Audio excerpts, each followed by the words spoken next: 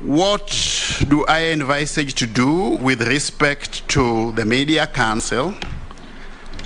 I'm a strong advocate of self-regulation of industries and sectors. I believe that we have got adequate capacity within the media fraternity to self-regulate itself. The role of the ministry would be limited to provision of a policy framework that facilitates an enabling environment to facilitate that, Mr. Chairman.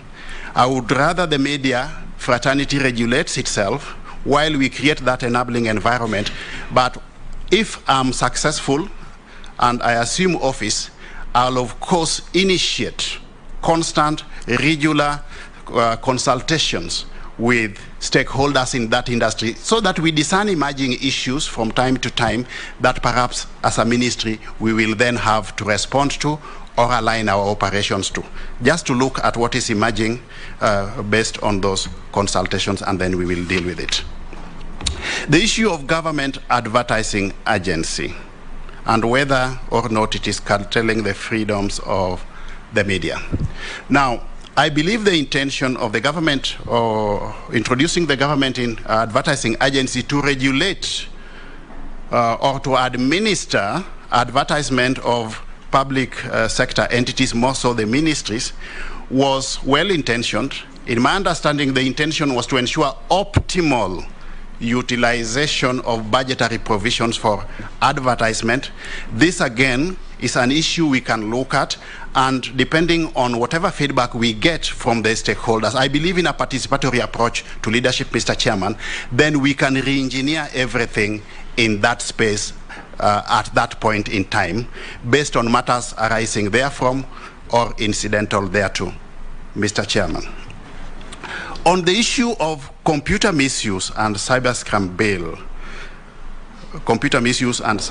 bill, and of course the whole space of social media and whether or not we should regulate social media in conformity to the laws, fundamentally, as a matter of principle, I believe in personal discipline and self-regulation.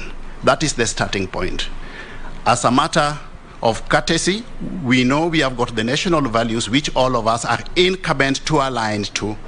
We need, first of all, to sensitize ourselves on these national values so that all players, the social media included, act and exercise their freedom of association with utmost responsibility.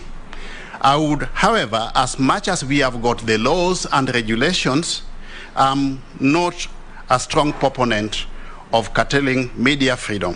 But the way forward is that within the confines of the law and based on the output of stakeholder forums that I intend to initiate, we should be able to develop a common position on the way forward. But we have got the Computer Misuse and Cybercrimes Bill 2018, which actually gives adequate provisions for governing the operations of this space, Mr. Chairman.